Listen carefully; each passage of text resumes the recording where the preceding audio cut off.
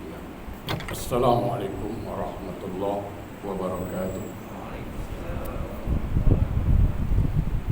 Alhamdulillah ala ni'matil iman. Alhamdulillah ala ni'matil Islam. Asyhadu an la ilaha illallah wahdahu la syarikalah. Wa asyhadu anna sayyidina Muhammadan abduhu wa rasuluh la nabiyya ba'dah.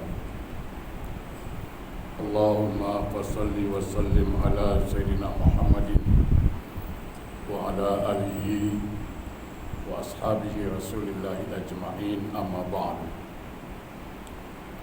Rabbi shrah li sadri wa yassir li amri wahlul 'uqdatam min lisani yafqahu qawli. Subhanaka la ilma lana illa ma 'allamtana innaka antal alimul hakim. La haula wa la quwwata illa billahil aliyil azim. Ilahi anta rabbi wa ridhakal matlubi.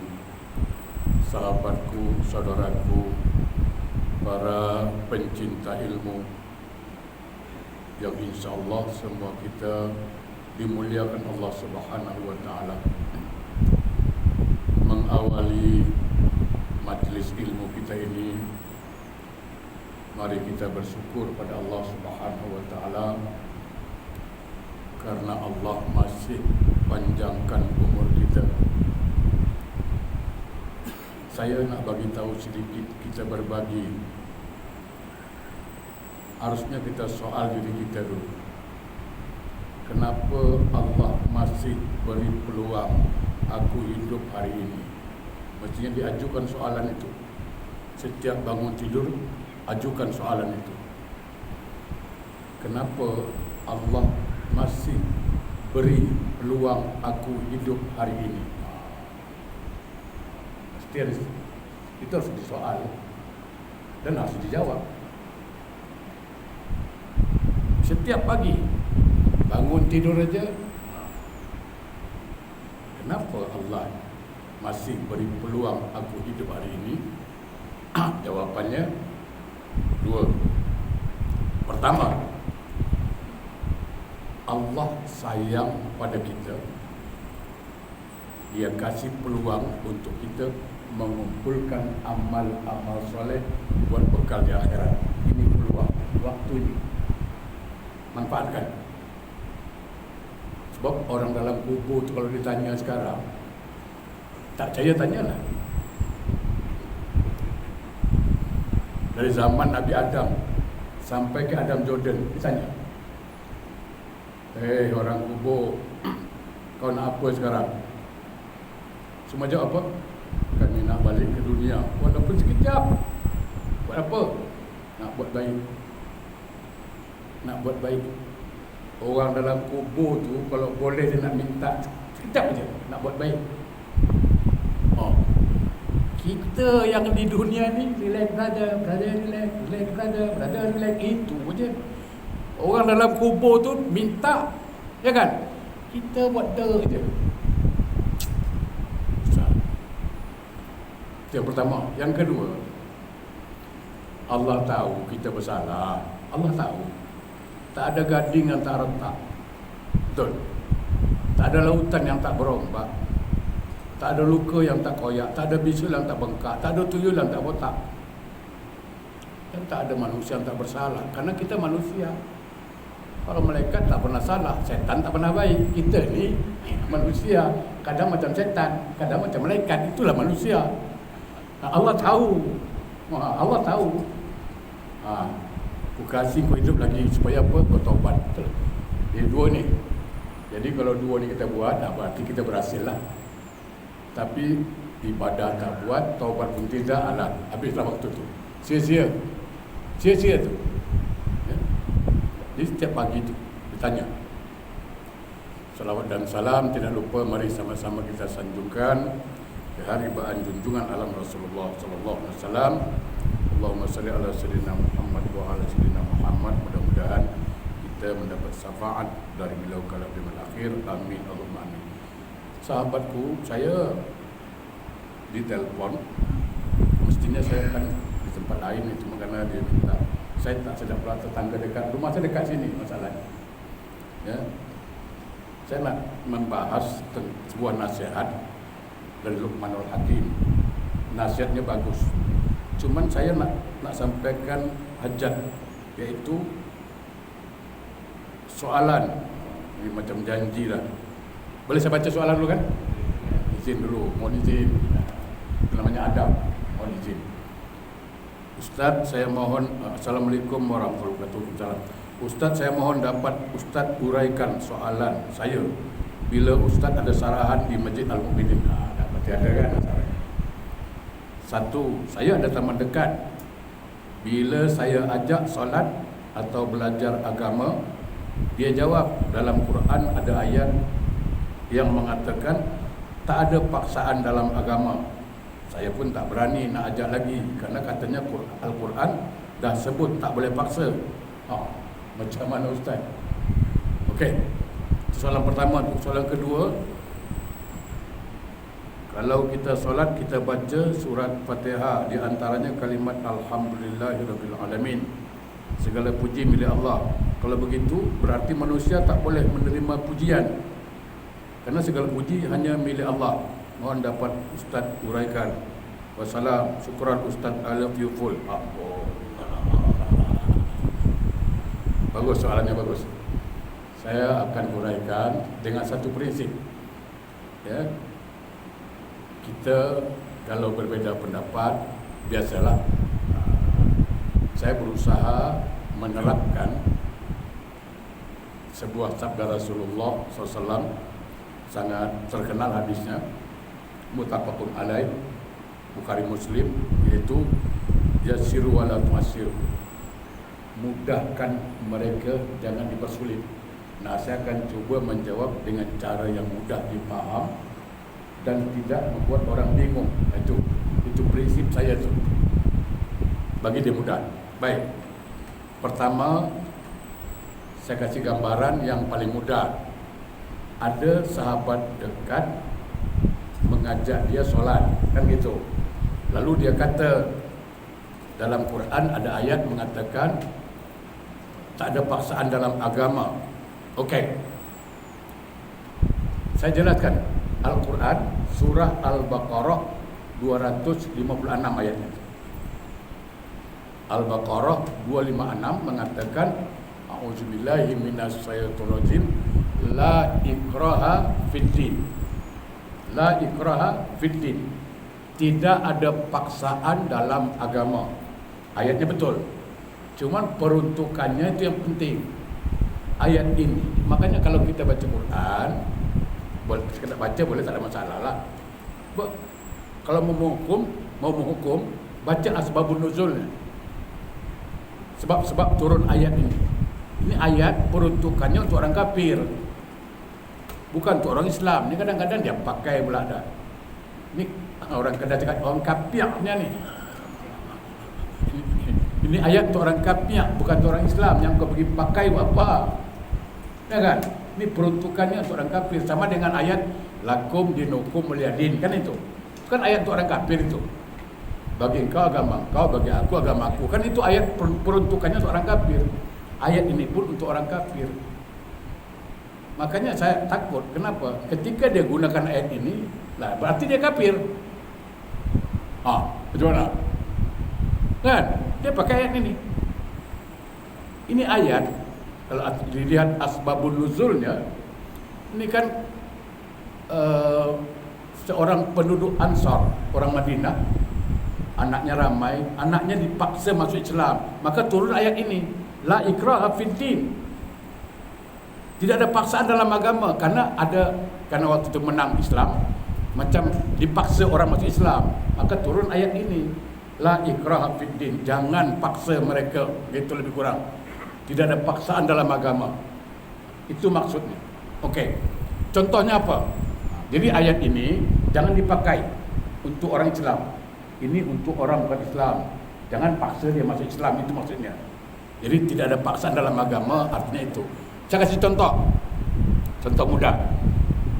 Di Singapura ada tak orang dipaksa jadi cikgu? Saya tanya dulu. Tak ada kan? Tak ada.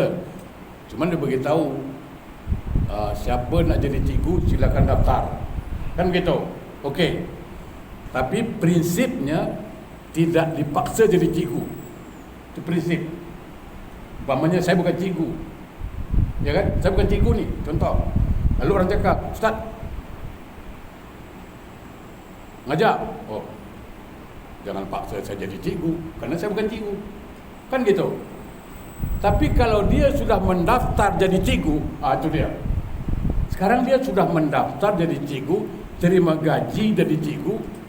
Lalu saya suruh, "Ji, ngajarlah. Tak ada paksaan jadi cikgu, boleh?" You think kokok lah fikir masak-masak. Ya kan? Kalau dia bukan cikgu, dia boleh cakap tu. Betul? Kalau dia bukan cikgu, dia boleh cakap. Tidak ada paksaan jadi cikgu. Tapi sekarang dia jadi cikgu. Itu bukan paksaan, namanya tanggungjawab. Betul?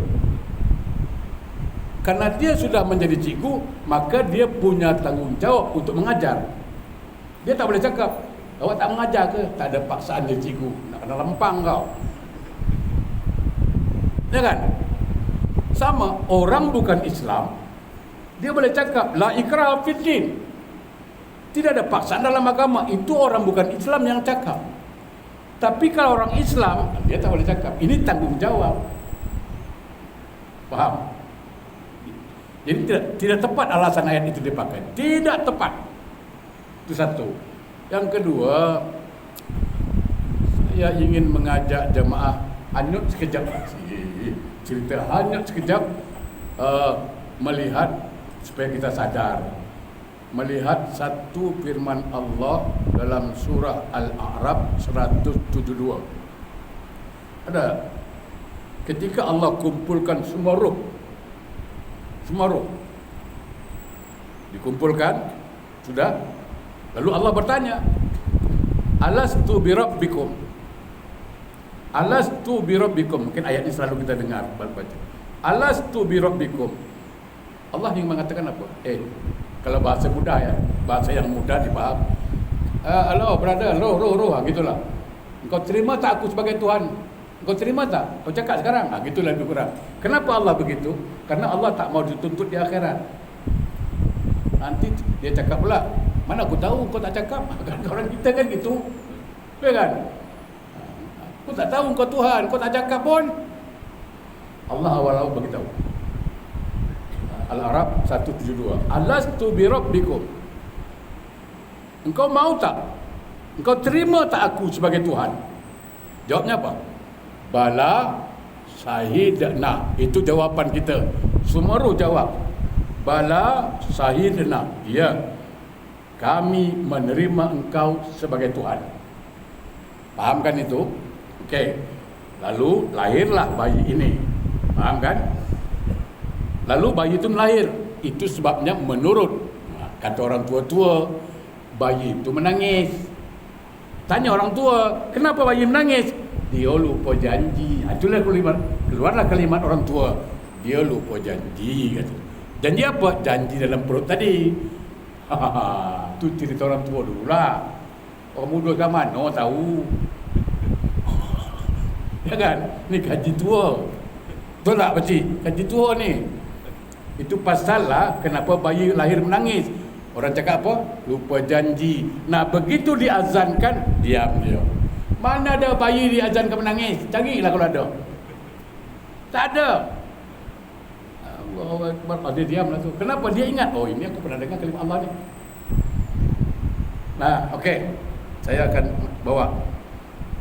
Jadi di alam ruh kita sudah janji sama Allah. Alastu birabbikum, kau terima tak aku sebagai Tuhanmu? Kan gitu lebih kurang. Alastu birabbikum. Bala syahidna. Ya, aku terima. Okey. Poinnya di mana tu? Poinnya pada kalimat aku terima. Betul? Okey. Saya buat perbandingan biar kita faham. Untuk kodi, waktu kita nikah, kita kan pernah nikah kan? Okey, pernah nikah lah.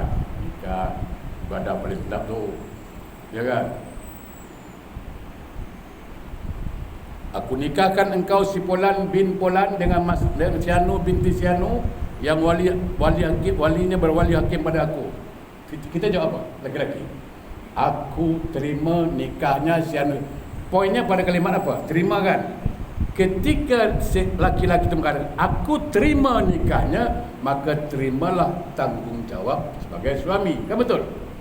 Tak perlu dia cakap aku terima nikah Rafi Abu, aku kasih makan, kasih minum, kasih rumah, tak bayar. Cukup dengan mengatakan aku terima nikahnya, okey, terima tanggungjawab. Betul? Ternyata si suami ini, dia istrinya tak dikasih makan, tak dikasih minum, tak dikasih tempat tinggal, tak dikasih duit. Macam mana? Ini suami betul ke tak betul ni? Sama jugalah. Bila kau terima Allah sebagai Tuhan, kau kena sembahyang, kau kena puasa.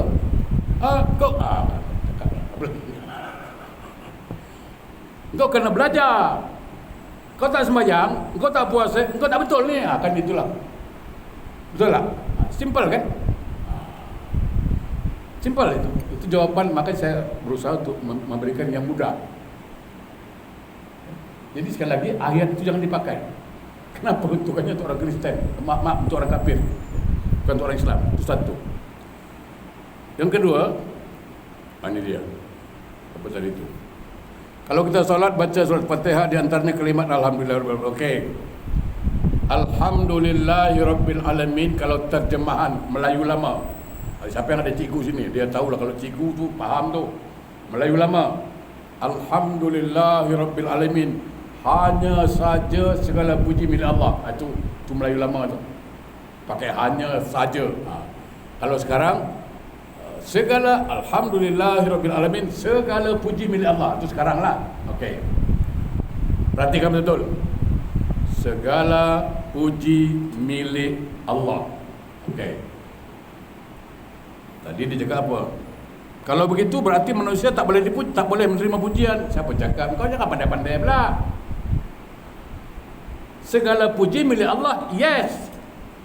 Tapi kita tidak dilarang menerima pujian. Yang dilarang gila puji. Ada betul ke biar betul sikit.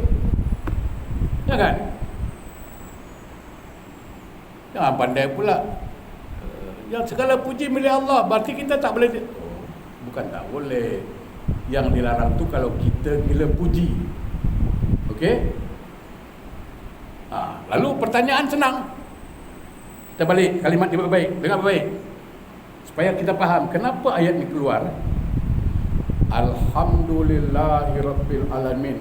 Segala puji hanya milik Allah, si pencipta alam. Betul kan?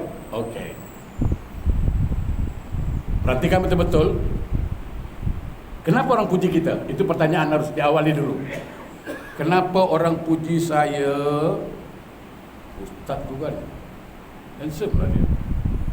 Umpamalah, walaupun memang handsome, kata orang lah. Umpama orang puji saya, Ustaz tu kan macam handsome lah. Fiji saya tengok. Kalau dari depan, dari samping macam Shahrukh Khan, samping kanan. Dari samping kiri macam Salman Khan, dari depan macam Ikan Lohan. Alamak, sedih. Sedih betul. Nah sekarang orang puji saya, okay? Saya sebut apa? Alhamdulillah. Itu kan kembali kepada Allah balik. Itu namanya komit. Faham kan? Jadi ketika orang, jadi kan tak salah dipuji. Yang salah gila puji, minta puji itu salah. Nah sekarang orang puji kita, Pak Haji itu kan kalau sedekah dahsyat lah. Dahsyat. Kita cakap apa? Alhamdulillah. Kau puji kan? Aku balik ke cepat. Karena segala puji milik Allah. Karena itu perjanjian kita dengan Allah. Setiap solat kita katakan apa? Alhamdulillahirabbil alamin. Segala puji milikmu ya Allah. Faham kan itu? Jadi kalau, ini cerita kalau seseorang itu, ya, kalau seseorang itu dipuji, dia tidak menyebut alhamdulillah, baru disebut dia merampas hak Allah. Paham? Baru disebut dia merampas hak Allah. Dan dia termasuk orang yang sombong. Sebab bukankah segala puji milik Allah? Ya. Sekarang orang puji kau, kenapa kau tak balik kan? Betul kan? Jadi itu sebabnya kenapa orang puji kita, kita kena sebut Alhamdulillah. Karena segala puji milik Allah. Nah, pertanyaan sekarang, kenapa orang puji saya? Kenapa orang puji Tuan Haji? Kenapa orang puji Mak Haji? Satu jawapannya, karena Allah tutup aib kita. Selesai. Betul? Karena Allah tutup aib kita lah, maka ada orang puji kita. Saya yakinlah kalau Allah buka aib kita masing-masing, siapa nak puji kita ni? Cakap lah kalau ada. Tak ada. Sebab kita yang tahu aib kita. Betul tak? Aib kita tu Allah tutup lah. Karena Allah tutup itulah orang puji kita. Kalau Allah buka, tak ada orang puji kita. Maka segala puji milik Allah. Kenapa? Karena Allah tak ada aib. Faham? Itu satu. Saya kasih contoh lagi, senang supaya faham. Dalam Al-Quran, cuba perhatikan surat An-Nisa ayat 79. Saya minum dulu lah. An-Nisa 79. Bismillahirrahmanirrahim. Sama surah An-Nur 21. Segala puji milik Allah, konteksnya itu. Dalam surah An-Nisa 79 dikatakan apa? A'udzubillahi minasyaitonirrajim. Ma asabaka min hasanatin faminallah. Ya. Ma asabaka min hasanatin faminallah. Setiap kebaikan yang kita kerjakan, faham? Hakikatnya itu datang dari Allah. Faham? Jadi apapun kebaikan yang kita buat, hakikatnya itu memang datang dari Allah. Contoh begini, saya datang ke rumah Tuan Haji. Kita datang rumah Tuan Haji ni, kali Tuan Haji tu kasih kita kopi power punya. Oh, ya kan? Saya tak sebut Tok Alia, ya kan? Dia kasih kopi power punya. Kopi ni sedap. Lalu saya cakap, kopi ni memang sedap lah kopi ni. Tak pernah saya minum kopi sesedap ini. Itu pujian saya kan? Faham? Kopi ni power. Oh, rasa dia memang terangkat lah. Soalan saya sedang memuji kopi atau sedang memuji Tuan Haji yang buat kopi? Itu dia. Siapa yang saya puji sekarang? Yang buat kopi atau kopi yang saya puji sekarang? Yang buat kopi kan? Betul. Yang buat kopi yang saya puji sebenarnya Tuan Haji itu. Pandai dia bancuh kopi tu. Ya kan? Tu kopi sama aja, cuma dia pandai bancuh dia tu. Pandai dia pilih kopi yang itu kan? Faham tak? Sama. Ketika orang puji saya, ketika orang puji kita, sebenarnya dia sedang memuji yang menciptakan kita. Faham? Itu ngaji, brother. Itu makanya ketika orang puji kita, kita akan tanya, dari mana kebaikan kita boleh buat? Dari Allah kan? Lalu siapa yang berhak dipuji? Allah. Cuma lewat kita. Pujian itu lewat kita. Tapi hakikatnya dia sama memuji Allah. Sama, kalau kita puji Rasulullah, sebenarnya kita sedang memuji siapa? Allah. Karena segala kebaikan itu milik Allah. Itu dia, kuncinya di situ. Jadi betul, alhamdulillah segala puji milik Allah, betul. Kalau dia mengerti, kalau dia belajar. Nah, kalau tak belajar, susah tu. Samalah. Ya kan, ini cerita lah. Ada satu laki-laki, cerita sikit, boleh kan? Boleh tak boleh? Tak boleh, balik saya. Boleh cerita, orang cerita malas dengan orang cerita muda kan. Anak-anak muda mabuk, kaki mabuk punya lah. Suruh ngaji tak ada. Sama lah, bila disuruh ngaji nanti dia cakap apa? Tak ada paksaan dalam agama. Begitulah, bangsa degil. Sekali dia mabuk tau. Balik subuh, lewat depan masjid azan. Allahu Akbar, Allahu Akbar. Azan masjid subuh. Aku lama tak sembahyang dulu. Nak sembahyang pada dia baru mampu. Baru minum, mana boleh solat baru minum kan. Masuk masjid, bau bir. Ustaz cium. Kau minum ke? Sikit aja. Gaya dia tu. Sikit aja Ustaz, tak payahlah Ustaz. Kau mabuk mana boleh sembahyang? Balik. Kau nak sembahyang apa ni? Kata Ustaz. Subuh lah bro. Ustaz dipanggil dia bro. Wah, ajar. Subuh lah bro, kata dia. Ustaz pun meradang. Subuh bro pula. Berapa rakaat subuh? Kau cakap lah. 3. Naik darah tinggi Ustaz. Subuh 3 pula kau. Balik. Aku, balik kau. Aku tendang kau nanti ni. Subuh 3 pula kau. Pandai kau tambah-tambah. Balik dia kan. Balik tengah jalan jumpa Pak Imam. Imam masjid. Nak ke mana Pak Imam? Ke masjid lah. Ke mana pula aku tanya pula dah kata. Imam marah. Masjid ngapa Pak Imam? Hai, solat lah. Apa lagi? Solat apa Pak Imam? Subuh 2 rakaat. Berapa Pak Imam? 2. Balik Pak Imam. Balik. Suruh dia Pak Imam balik. Balik Pak Imam. Apa salah balik pula? Aku je 3 suruh balik tadi. Astagfirullah. Aku 3 suruh balik. Apa lagi 2 kata. Inilah orang tak belajar. Astagfirullah. Bagi dia senang sikit. Jadi itu jamaah yang berbahagia. Baik, itu jawapannya. Sekarang kita ada waktu sikit. Masih ada waktu 10 minit, 15 minit. Saya jelaskan sebuah nasihat bijak dari Luqmanul Hakim dari kitab Nasaihul Ibad. Nasaihul Ibad karangan Ibnu Hajar Asqalani dan Syekh Nawawi Al-Bantani. Dia dua tu. Judul sama, pengarang beda. Luqmanul Hakim mengatakan apa? Pada anaknya. Luqmanul Hakim ni, dia setiap nasihatnya tu, bahkan di Quran juga dikatakan apa? Satu-satunya manusia, ya, bukan satu-satunya, dia termasuk manusia luar biasa lah. Namanya ada dalam Quran. Bahkan dalam pakai surat Luqman lagi, ya kan? Dia bukan nabi tau, dia bukan nabi itu. Dia bukan nabi, tapi namanya diabadikan dalam satu surat. Kenapa? Karena dia ahli hikmah.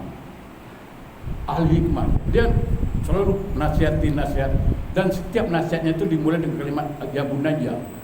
Ya bunayya, wahai anakku. Konon kabarnya lah wallahu alam bisawab. Dia banyak nasihat anak dia. Jadi kalau dia nasihat anak, 1 biji sawi masuk dalam goni. Petang nasihat anak, 1 biji sawi masuk dalam goni. Setiap dia nasihat anaknya, 1 biji sawi masuk dalam goni. Luqmanul Hakim meninggal dunia, terkumpul 7 goni biji sawi. Ayo. Banyak. Luqman kat Jurong ni berapa biji? Luqman kat Jurong ni berapa biji sawi? 3. Sekali bapak kasih tahu, 2 kali bapak kasih tahu, 3 kali gasak engkau lah situ. 3 biji sawi dia. Macam mana budak nak baik? 3 biji sawi. Ya kan? Ini. Okey. Apa kata Luqmanul Hakim? Ya bunayya, wahai anakku, innan nas, sesungguhnya manusia salah satu aslasin. Manusia itu terdiri dari sepertiga bahagian. Ini ilmu dia. Jadi kalau kita paham ilmu ini, kita orangnya relax, santai, tahu bagi waktu. Luqman kata apa? Manusia terdiri dari 3 bahagian. Sulusul lillah, sepertiga bahagian untuk Allah. Okey, dapat. Sulusul linafsi, sepertiga bahagian untuk dirinya. Okey. Sulusul lidud, sepertiga lagi untuk makanan cacing di tanah. Okey. Faham kan? Ma huwa lillah, yang mana bahagian Allah? Akan itu pertanyaannya. Karena sepertiga untuk Allah, sepertiga untuk diri sendiri, sepertiga untuk makanan ulat tanah. Ma huwa lillah, yang mana bahagian Allah? Ruh. Ruh ini bagian Allah. Kita cuma hak pakai, bukan hak milik. Macam kereta tu lah. COE habis lah. Ya kan? Okey. Jadi roh ini milik Allah. Bila-bila dia nak ambil, itu urusan dia lah. Tak boleh nak tolak. Okey, saya kasih contoh. Saya suka kasih contoh, orang boleh faham. Gini, saya pinjam kereta Tuan Haji. Kita baik ni, Tuan Haji boleh pinjam kereta tu? Boleh. Tuan Haji pinjamkan saya kereta bersih. Faham? Lalu saya bawa. Tuan Haji tengok ni, saya bawa kereta. Jalan ada debu kan? Debu, ada air sikit, maka kenalah debu-debu, ya kan? Tuan Haji tengok, alamak, kotor lah kereta aku. Biasa kan? Kotor kereta. Memang kecewa lah, kotor kan, nampak. Sekali Tuan Haji minta tu kereta balik, dipulangkan kotor-kotor. Tadi pinjam bersih, dia pulangkan kotor-kotor. Agak-agak macam mana? Marah, kecewa tak kita? Normal lah, kecewa. Aku pinjamkan kereta bersih, kau pulangkan kotor-kotor. Marah, wajar kan? Normal kan itu? Ya, sama kan? Allah pinjamkan kita roh yang bersih, kita pakai kotor, wajar lah. Memang dunia begitulah, ya kan? Ada debu dosa, debu maksiat, kotor. Tapi kan ingatlah, ini Allah punya. Nah, ketika Allah minta roh tu balik, kita pulangkan kotor-kotor, apa Allah tak marah ke? Betul? Marahlah Allah tu pasti tu. Nah, tapi begini, saya pinjam kereta Tuan Haji, saya pakai, ada debu boleh, saya tahu. Tapi saya sadar diri, ini bukan kereta saya tahu. Ini kereta saya pinjam, yang punya Tuan Haji. Ini dia pasti minta petang ni. Sebelum dia minta, aku cuci dulu lah. Okey, cuci dulu. Tadi Tuan Haji nampak kereta ni kotor, tapi setelah dipulangkan, nampak bersih. Janji aku kasih kau pinjam bersih, pulang bersih. Soal kotor tadi, no problem. Betul? Apalagi Allah. Janji aku kasih kau roh bersih, kau balikkan bersih-bersih lah. Betul? Caranya, cucilah. Bagaimana? Istighfar, taubat, itu cucinya. Betul? Ustaz, apakah kalau kita taubat Allah terima taubat? Terima, kau relax lah. Saya pegang hadis itu, senangkan orang tu. Saya kasih dua je lah, dua je ilmunya. Banyak ilmu taubat ni. Saya kasih 2 atau 3, 2 lah. 1, siapa yang suruh kita taubat? Itu dulu soalannya. Allah. Okey. Siapa yang terima taubat? Allah. Masalahnya apa sekarang? Yang suruh taubat dia, yang terima taubat dia. Orang Jawa cakap apa? Why? Apa masalahnya? Ya kan? Tinggal kita nak taubat atau tidak. Kan itu aja masalah sekarang. Ya, yang terima taubat Allah. Yang ampunkan, yang mengampunkan dosa siapa? Allah. Yang suruh sekarang taubat siapa? Allah. Masalahnya apa? Ya kan? Saya punya company, yang suruh kerja siapa? Saya. Tinggal dia nak datang tak kerja. Kan itu aja masalah sekarang. Ya, itu pasti. Itu satu. Yang kedua, saya ingin katakan apa? Ini camkan baik-baik. Allah tu punya kekasih. Namanya siapa? Nabi Muhammad sallallahu alaihi wasallam. Betul. Dan Allah tu punya musuh. Siapa? Iblis, setan. Allah tidak mau Rasulullah tu gelisah. Allah tidak mau, demi Allah, Allah tak mau Rasulullah kecewa. Rasulullah tu paling risau, paling sedih kalau ada kita masuk neraka. Betul tak? Allah tak mau Rasulullah kecewa. Okey. Sekarang kita taubat. Kita taubat, minta ampun kepada Allah. Sekarang saya tanya, kalau Allah tak ampunkan kita, ini dia. Ini ilmu dia. Kalau Allah tak ampunkan kita, yang senang siapa? Ayo. Siapa yang happy? Setan. Allah tak mungkin nak senangkan setan. Itu dia. Kacau. Ini betul tak? Allah, saya ingin katakan apa? Ini supaya semangat, brother. Biar saya selalu cakap, Ustaz, apa? Surga ke? Surga, selesai masalah. Kenapa surga tu lapang lagi? Kan? Allah suruh masuk surga, yang kau sibuk nak suruh ke neraka apa? Buka Quran, tak ada ayat menyuruh kita ke neraka tau. Ke surga ada. Ya kan? Wasari'u ila maghfiratin min rabbikum wa jannah, tu segera menuju surga. Dia asyik orang neraka, itu ke neraka pula. Macam dia risau pula kita masuk surga. Heran. Surga tu lapang lagi. Relax lah. Tak ambil tempat kau pun. Ya kan? Okey. Saya katakan, sekarang kita istighfar, taubat betul taubat nasuha. Okey. Kalau Allah tidak ampunkan kita, maka yang happy iblis, yang senang iblis. Allah tak mau iblis senang. Allah mau Rasul senang. Betul tak? Maka no choice. Allah ampunkan kita. Kenapa? Karena Allah ingin menyenangkan hati Rasulullah. Itu dia. Dan Allah itu Maha Pengampun. Betul kan? Jadi sebelum dicabut nyawanya itu, pergilah cuci dengan taubat. Orang bunuh 99 orang, ada dengar cerita tu?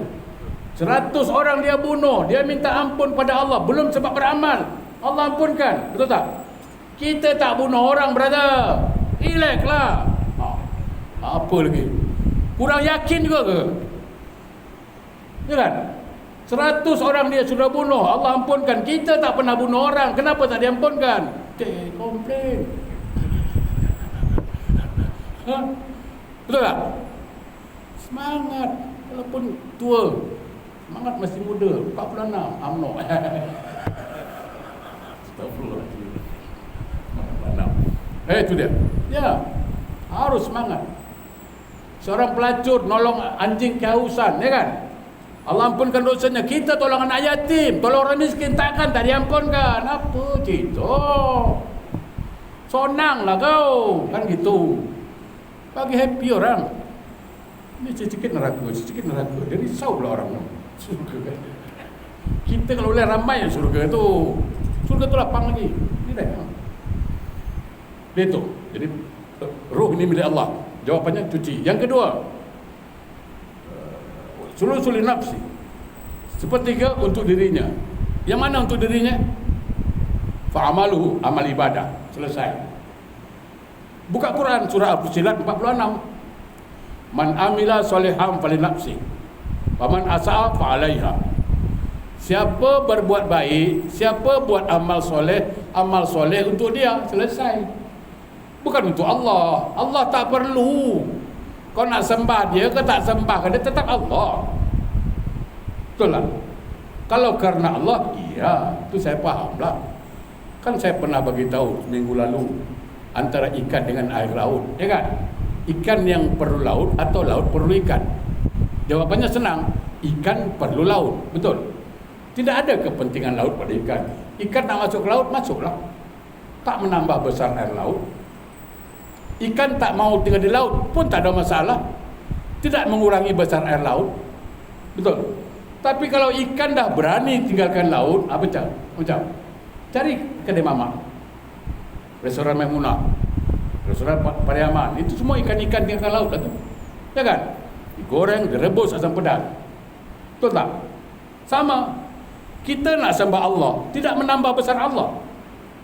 Satu dunia sebut Allahu Akbar, demi Allah tidak menambah besar Allah. Macam ikan masuk ke laut. Kita tak mau sembah Allah pun tak ada masalah. Tak ada masalah. Tidak akan mengurangi kebesaran Allah. Betul. Tapi kalau kita sudah tak menyembah Allah, berarti kita ikan tinggalkan laut. Siaplah direbus, dibakar besok. Kau nak masuk surga tapi kau ikan tinggalkan laut. Betul. Rujak budak, rujak Bandung, berani buat, berani tanggung. Begitulah. Itu pantun dia, rujak ulak, rujak Bandung, berani buat, berani tanggung. Ukir-ukir ulu sumpitan, pinang muda dibelah dua. Pikir dulu pendapatan, setelah kemudian tiada berguna. Kan gitu. Jadi amal yang kita kerjakan itu apa? Untuk siapa? Untuk kita. Semakin banyak amal kita buat, yang untung siapa? Kita juga. Sebenarnya kalau kita gunakan akal sehat lah. Mana orang tak mau beramal? Pastilah mau beramal. Kenapa? Karena untuk dia. Kalau dia mau pikir sehat, cuma pikirannya tak sehat, itu masalahnya. Ya kan? Kalau orang sehat, ginilah contoh. Contoh paling mudah. Dalam satu building, kerja ramai kan building tu, kata kilang lah. Ada 20 CCTV. Okay? 20 CCTV. Saya mau tanya, berani tak orang tu mencuri? Berani tak orang tu curang? Kenapa tak berani? CCTV. Tengok, engkau dengan CCTV takut, dengan Allah kau tak takut. Habis tu Allah tak nampak kau. Boram dan dah. Kau CCTV, kau percaya betul CCTV kan? Habis Allah tu Al-Basir, Allah Maha melihat.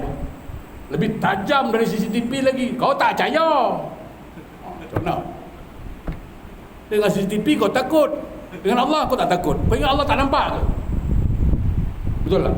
Itu aja ilmu dia. Bukan marah bagi tahu. Okey, it's not.